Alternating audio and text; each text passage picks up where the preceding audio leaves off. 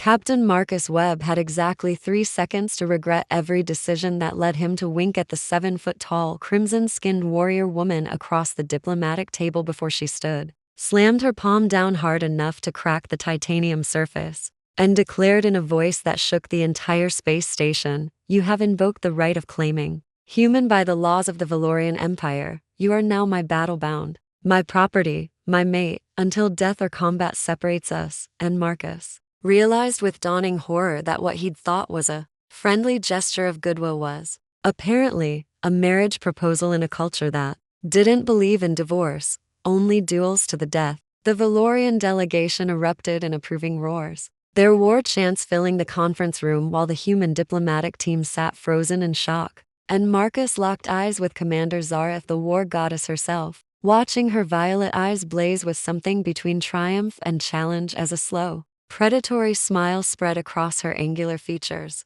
revealing teeth just slightly sharper than human normal. And he understood with absolute clarity that he'd just made the biggest mistake of his entire military career. Because Zyra wasn't just any Vel'Tharian warrior, she was their most decorated general, conqueror of 12 star systems, bearer of the Crimson Blade, and according to the intelligence briefings Marcus had skimmed but not thoroughly read, she was also completely undefeated in personal combat and had been searching for a worthy mate for the past decade, rejecting every Vel'Tharian suitor as insufficiently challenging. Marcus's commanding officer, Admiral Chen, leaned over with barely controlled panic and whispered, "Please tell me you didn't just accidentally marry their war leader." But Marcus couldn't answer because Zyra was already moving around the table with the fluid grace of an apex predator, her traditional armor minimal by human standards, designed to showcase battle scars as marks of honor gleaming under the station's lights. And when she reached him, she extended one clawed hand and said in perfect English, her accent turning the words into something almost musical, "Come, my claimed one. We have much to discuss about your new duties as consort to the Vel'Tharian War Master." The word consort made several human delegates choke on their drinks, but Marcus found himself taking her hand almost automatically, her skin surprisingly warm against his palm, her grip strong enough to crush bone, but carefully controlled. And she pulled him to his feet with effortless strength that reminded him exactly how much the gravity on Valor exceeded Earth's standard. "Commander Zyra," Marcus began, trying to salvage the situation with diplomacy, "I believe there's been a cultural misunderstanding," but she placed one finger against his lips, silencing him. And the casual intimacy of the gesture sent shockwaves through both delegations for very different reasons. "There is no misunderstanding, Marcus Webb," Zyra said, and the way she pronounced his name, rolling the R and softening the consonants, did something strange to his chest. "You looked into my eyes, you smiled, you performed the gesture of interest, the closing of one eye while maintaining visual contact, and I accepted your challenge, as is my right as an unmated warrior of status. The right of claiming is sacred, witnessed by both our peoples, and cannot be undone except through combat rejection, which would require you to defeat me in single combat." She tilted her head, amusement dancing in those violet eyes. "Do you wish to challenge me, little human?" Marcus was many things: a decorated pilot, a capable tactician, a man who'd survived 3 major space battles, but he wasn't suicidal. And fighting a Vel'Tharian war goddess who could probably bench press a shuttle was definitely suicidal. "No," he admitted, "I don't wish to challenge you." Zyra's smile widened. "Good, I would hate to damage my new mate before properly enjoying him." And the way she said enjoying made Marcus's face burn, while the Vel'Tharian delegation laughed approvingly and the human team looked like they were witnessing a diplomatic incident of catastrophic proportions. Admiral Chen stood abruptly. "Commander Zyra, surely we can discuss alternative arrangements. Captain Webb is a valuable officer, we can't simply..." But Zyra cut her off with a look that could freeze plasma. "He is mine now, by law and custom. To dispute this is to dispute Vel'Tharian sovereignty, and declare your entire species oath breakers." Her voice carried the weight of absolute authority, the tone of someone who'd commanded armies and destroyed those who defied her. "Is that truly the path Earth wishes to take, when our alliance is so new, so fragile?" The threat was crystal clear, elegantly delivered, and completely effective. The alliance with the Vel'Tharian Empire was humanity's only defense against the encroaching Zarthan swarm. Without Vel'Tharian military support, Earth's colonies would fall within months. And everyone in the room knew it. Admiral Chen's jaw tightened, but she sat back down. And Marcus felt the sinking realization that he was being sacrificed on the altar of political necessity. His personal autonomy traded for strategic advantage. And the unfairness of it sparked anger in his chest, even as he recognized the impossible position his superiors faced. I need time, Marcus said, directing his words to Zyra, refusing to show the fear that was churning in his stomach. To understand what this means, what's expected. I won't run, but I need time to adjust. Zyra studied him for a long moment, her expression unreadable, and then she nodded once. You have until moonrise on Valor Station, she said, which Marcus's neural translator helpfully informed him was approximately 6 Earth hours. Then you come to my quarters, and we begin your integration into Valorian bonding customs. This is generous. Most claimed ones are given no adjustment period. But I find your courage in accepting rather than fleeing appealing.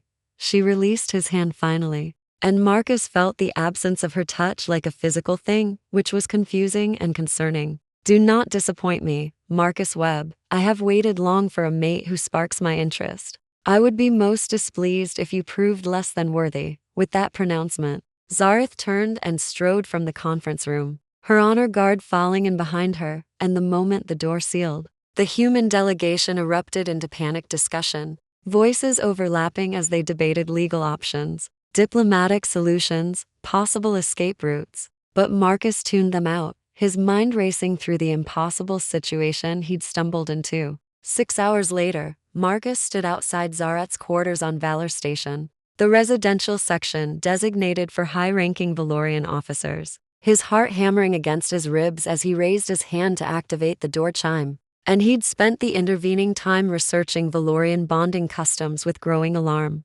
learning that the right of claiming was indeed sacred, that claimed mates were considered property but also prized possessions, that the bond could involve combat training, strategic partnership, and yes, physical intimacy, though the details were vague in the human database because Valorians considered such matters private.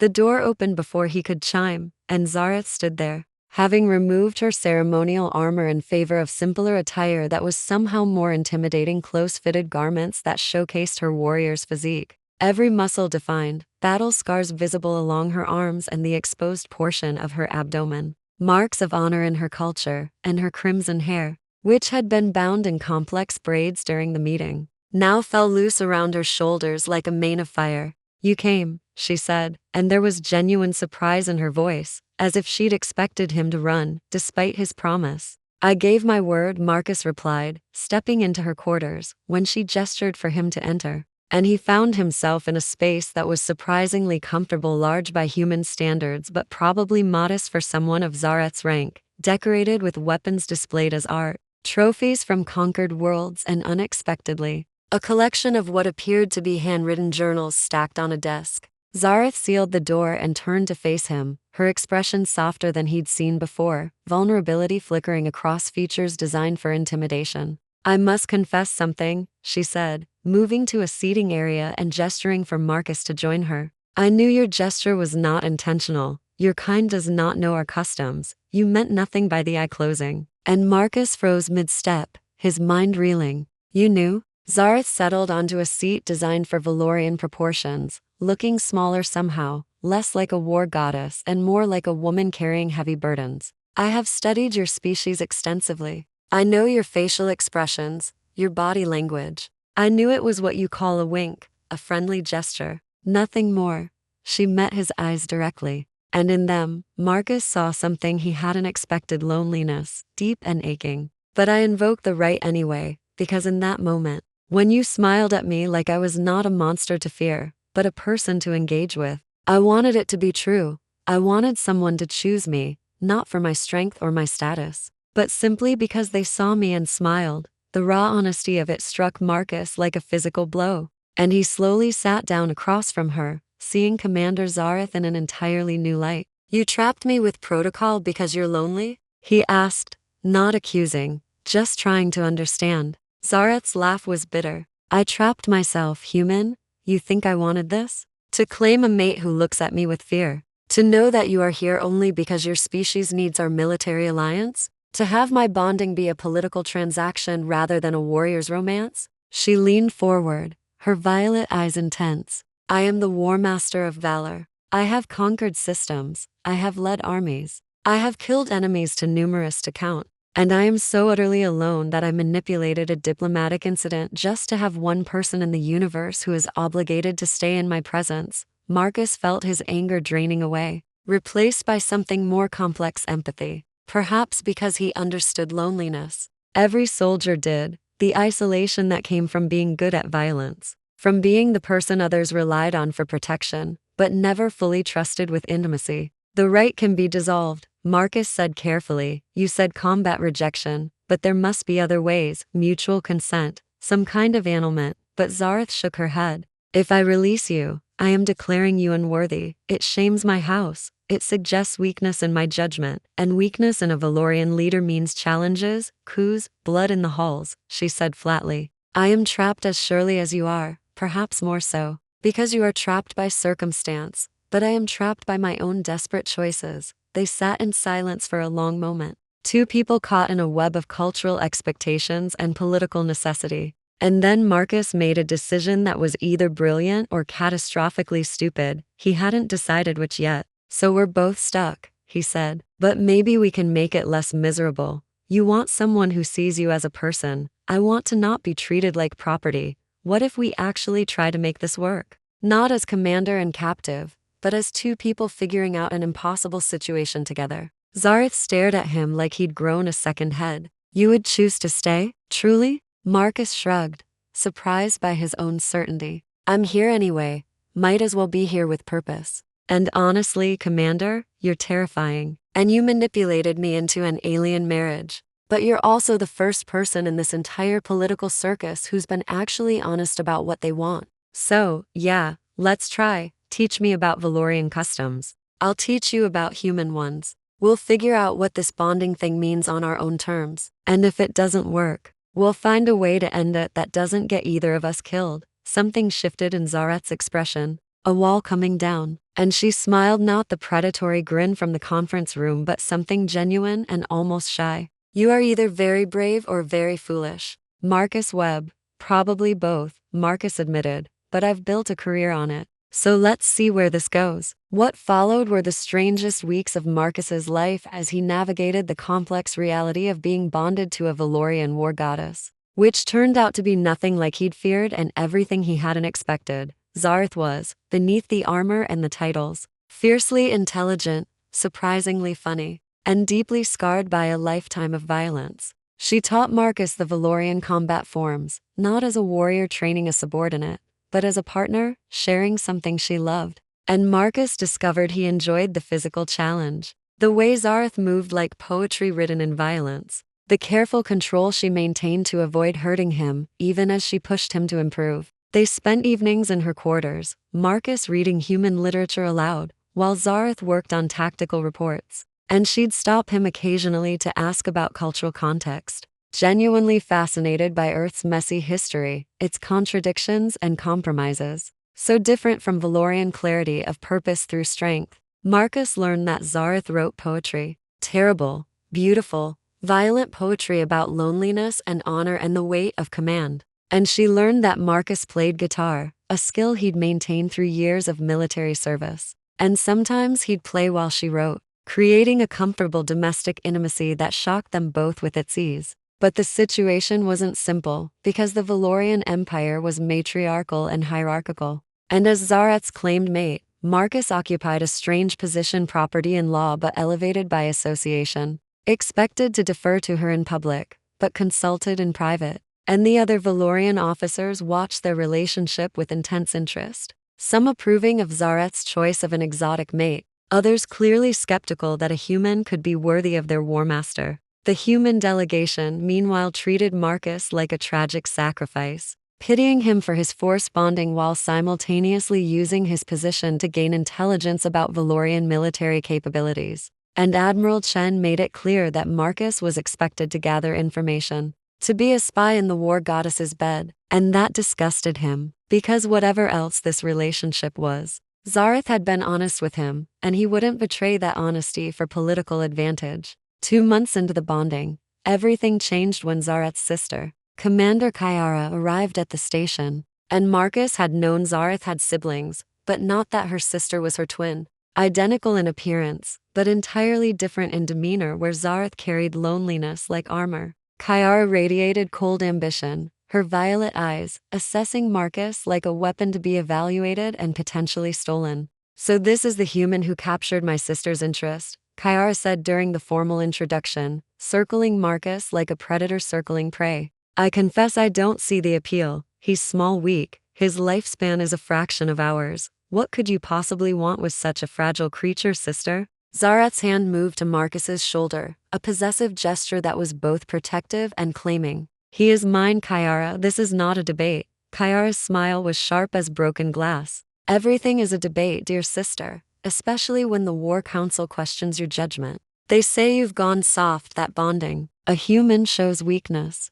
That perhaps Kiara would make a better war master." She turned that predatory smile on Marcus. "Unless you'd prefer a stronger mate, human. I could challenge Zareth's claim, take you as my own, prove to the council that I am the superior warrior." Marcus felt Zareth tense beside him, felt the rage rolling off her in waves, but her voice remained controlled. "You would challenge me? Your own blood?" Kiara shrugged. "Sentiment is weakness. You taught me that. And you've become sentimental, clinging to this human like he's something precious. It makes you vulnerable. And vulnerability in a war master is unacceptable." She looked directly at Marcus. "Choose, human. Remain with my declining sister. Or accept my claim and align yourself with Valor's future war master. I'll give you 3 days to decide." She left before either of them could respond. And Marcus felt Zareth shaking, not with fear, but with fury and something deeper hurt. Betrayal. The pain of family turning against you.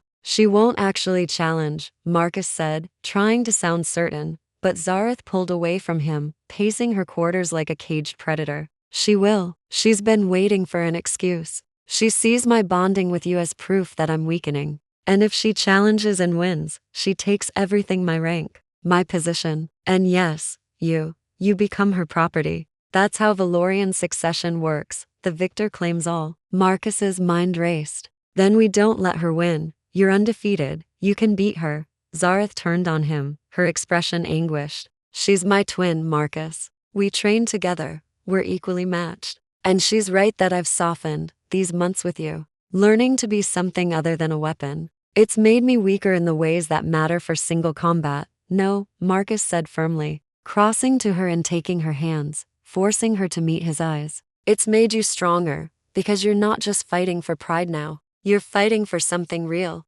For us, for the relationship we've built. That's not weakness, that's having something worth protecting." Zareth's eyes glistened with unshed tears. The first time Marcus had seen her close to crying. "I cannot lose you to her. I cannot watch her take what's mine. But I don't know if I can win. Not anymore. Not when killing her means killing the last family I have." Marcus pulled her into an embrace. This massive warrior woman who'd conquered star systems but couldn't figure out how to stop being alone. And he felt her arms wrap around him carefully, always careful with his human fragility. "Then we find another way," he said, against her shoulder. "We're both tacticians. We think outside the combat arena. There has to be a solution that doesn't end with you fighting your sister to the death." They spent 3 days planning, researching ancient Valorian law, looking for loopholes and precedents. And Marcus dove into the texts with desperate focus while Zareth consulted with the few advisors she trusted. And what they discovered was both hopeful and terrifying. There was an alternative to combat challenge called the Right of Unity,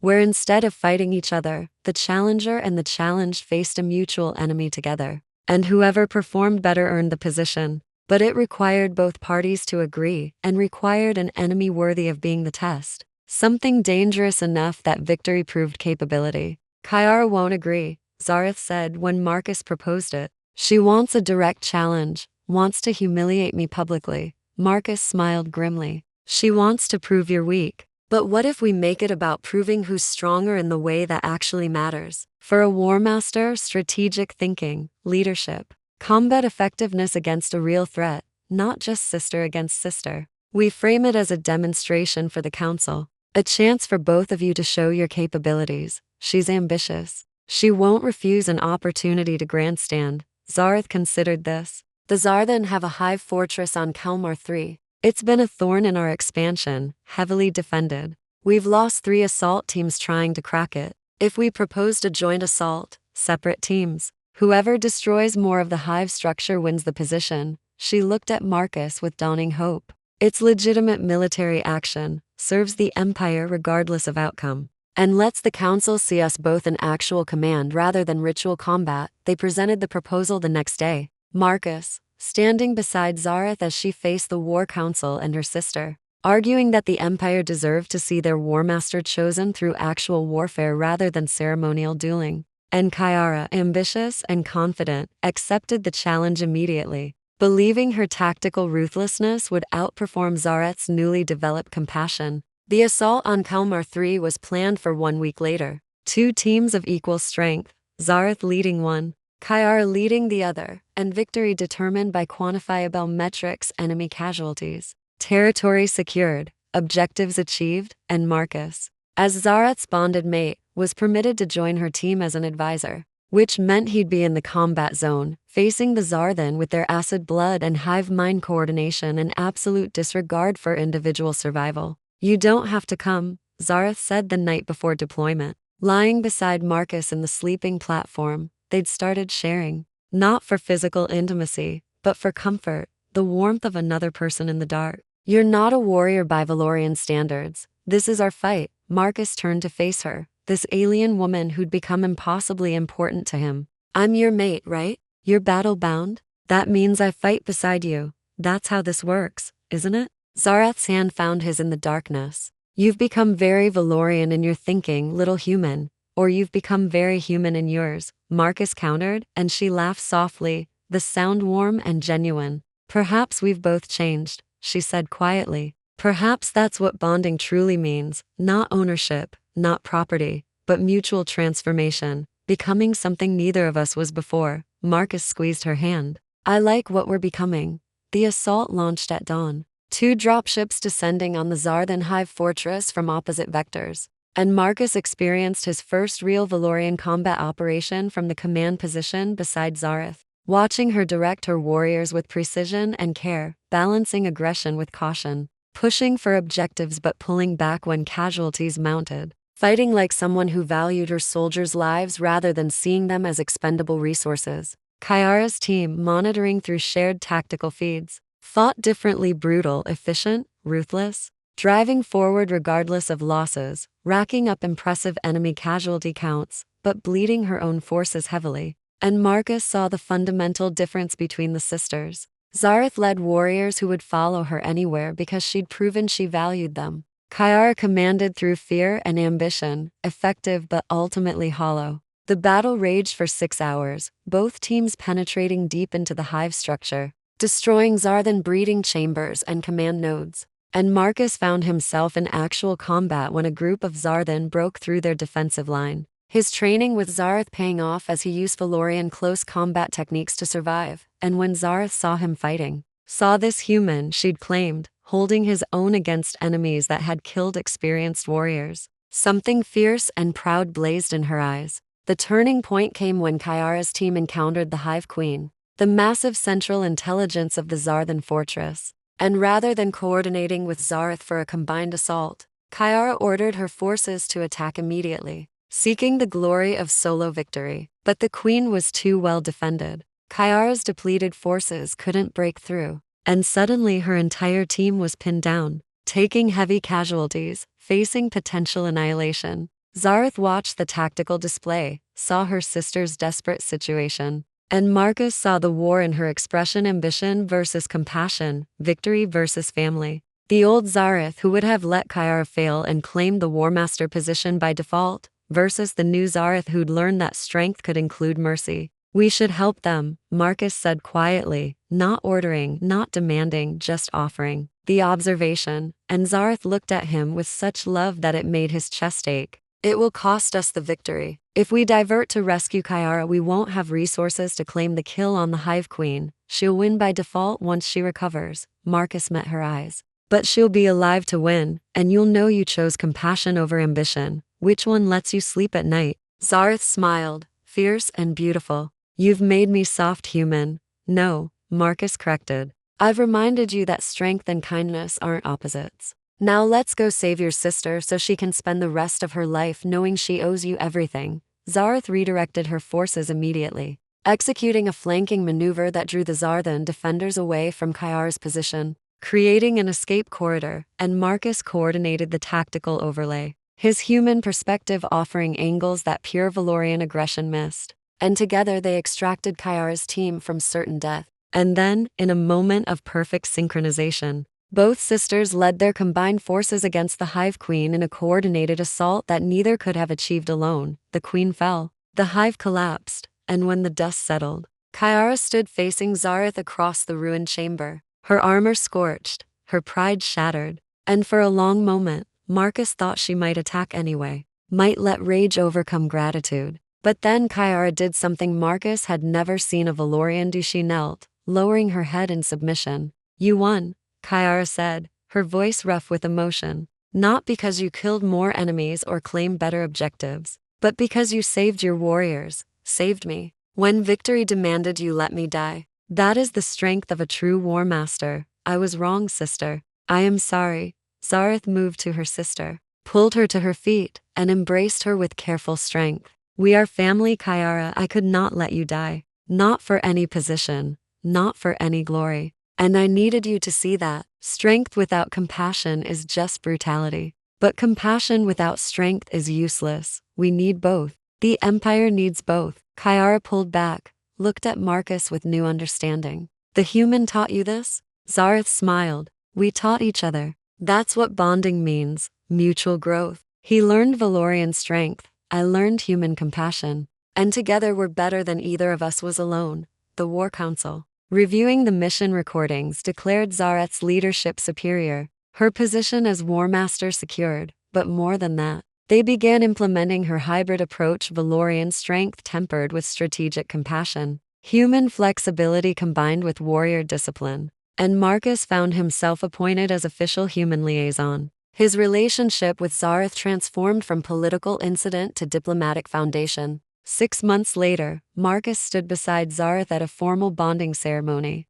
this time, with full understanding and genuine choice, renewing their vows in both Valorian and human traditions. And when Admiral Chen asked if he was truly happy being bonded to an alien warrior, Marcus looked at Zareth, this fierce, lonely, compassionate woman who'd manipulated a diplomatic incident because she was desperate to be seen, and answered honestly, "She's not just my mate, she's my partner, my best friend. The person who reminds me that strength and gentleness can coexist. And yes, I'm happy, happier than I ever was when I was free but alone." Zareth, overhearing, smiled that shy, genuine smile that she only showed him. And later, in the privacy of their quarters, she admitted, "I trapped you with protocol because I was lonely, but you freed me with choice. You chose to stay, to try, to build something real from my desperate manipulation. And that choice, Marcus Webb, is the greatest gift anyone has ever given me. You saw past the war goddess to the lonely woman underneath, and you chose her anyway." Marcus pulled her close. This impossible relationship that had started with a misunderstood wink and evolved into genuine partnership. "You know what the best part is? If I could go back to that conference room, knowing everything that would happen, I'd still wink at you. Because flirting with the alien war goddess was the best mistake I ever made." Zareth laughed, the sound filling their quarters with warmth. "And claiming you as mine, we are perfectly matched in our foolishness." Battle-bound, years later, when human-Valorian relations were studied as the most successful interspecies alliance in known space, scholars would point to cultural exchange programs and diplomatic initiatives. But those who lived it knew the truth. It started with one lonely warrior making a desperate claim, one confused human choosing compassion over resentment, and two people from different worlds discovering that sometimes the best relationships begin with mistakes, grow through honesty, and flourish when you choose each other, not because you have to, but because you genuinely want to. Because in the vast emptiness of space, finding someone who sees you, truly sees you, and chooses to stay is the rarest treasure of all, worth more than empires, more precious than victory, and strong enough to bridge any divide, even the one between a human captain and an alien war goddess who just wanted someone to smile at her like she wasn't a monster. and found in that simple gesture the beginning of everything she'd been searching for. Across a dozen conquered star systems home. Not as a place, but as a person who chose to build something beautiful from the ruins of loneliness and the foundation of mutual respect. Proving that sometimes the fiercest warriors just need someone brave enough to see past their armor to the vulnerable heart underneath. And sometimes that someone is a foolish human who doesn't know enough about alien customs to avoid accidentally proposing marriage. And sometimes that's exactly perfect.